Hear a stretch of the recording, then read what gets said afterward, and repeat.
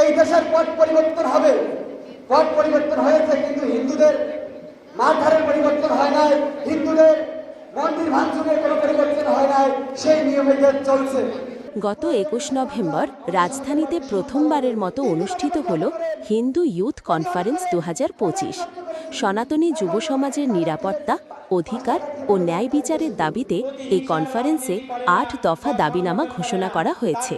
আয়োজকরা অভিযোগ করেছেন, সংখ্যালঘু সম্প্রদায় আজ নানা সংকটের মধ্য দিয়ে যাচ্ছে, আর তাই নির্বাচনের আগে রাজনৈতিক দলগুলোকে তাদের অবস্থান স্পষ্ট করতে হবে। নির্বাচনের আগে এটা নিয়ে তারা আমাদেরকে খোলাখুলি কিছু বলুক, তাদের অভিব্যক্তি অভিমত তুলে ধরুক।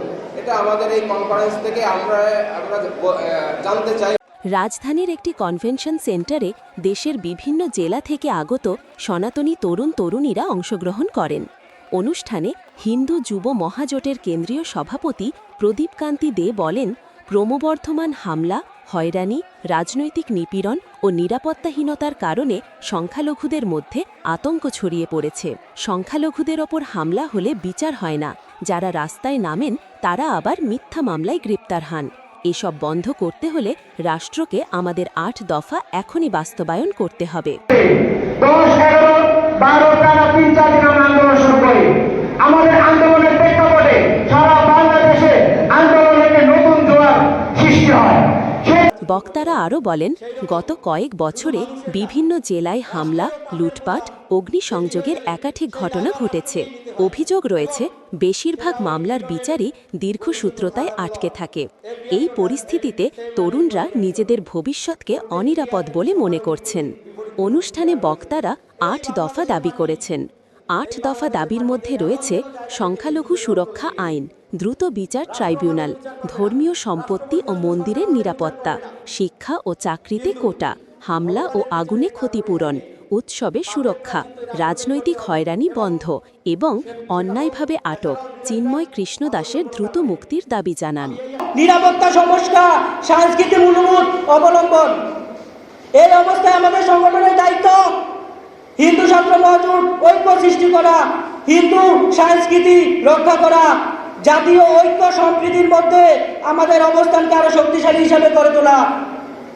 আমাদের ভবিষ্যৎ পরিকল্পনা প্রতিটি জেলা শাখা গঠন, শিক্ষা নেতৃত্ব প্রশিক্ষণ ও কর্মশালা, ধর্মীয় উৎসব ও সামাজিক উদ্যোগে অংশগ্রহণ, সম্প্রীতির বার্তা ছড়িয়ে দেওয়া।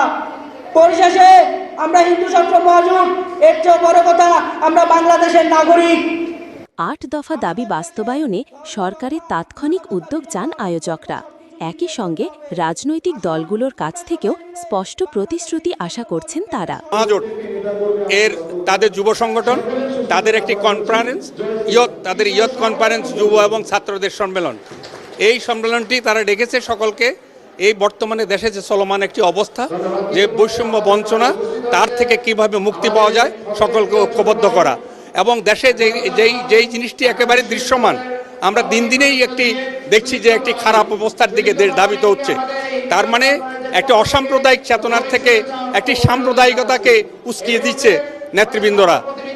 সম্প্রতি বিএনপির যে চাঁপাইনবাবগঞ্জের উনি যেই ধরনের বক্তব্য দিয়েছেন, হারুন সাহেবের বক্তব্য, আমরা এটা তীব্র নিন্দা করি। আমরা ভাবতে পারি না একটি এই ধরনের বিএনপি, যেটা গণতান্ত্রিক একটি আন্দোলনে প্রথম সারির একটি দলের একটি নেতা হয়ে সে এইভাবে বলছে যে পূজা করা একটি শয়তানের ইবাদত করা। আমরা তার এই ধরনের বাক্যকে আমরা তীব্র ঘৃণার সহিত তাকে নিন্দা জানাচ্ছি। শুধু news desk, Hindus news, Dhaka. দেশে চলমান সরকার, সেই সরকারের ভিতরে বিভিন্ন রকম কর্মকাণ্ডে, রাজনৈতিক কর্মকাণ্ডে এদেশের সনাতনীরা, এদেশের হিন্দু জনগোষ্ঠী, এদেশের বৌদ্ধ জনগোষ্ঠী, খ্রিস্টান সম্প্রদায় কোনো রকম মূল্যায়ন করা হচ্ছে না। সামনে নির্বাচন, এই ধরনের অবস্থায় যদি নির্বাচন সামনে রেখে যে দেশে যে ধরনের চলমান অবস্থা, হিন্দুরা আদৌ ভোট কেন্দ্রে যেতে পারবে কিনা আমাদের কাছে সন্দেহ।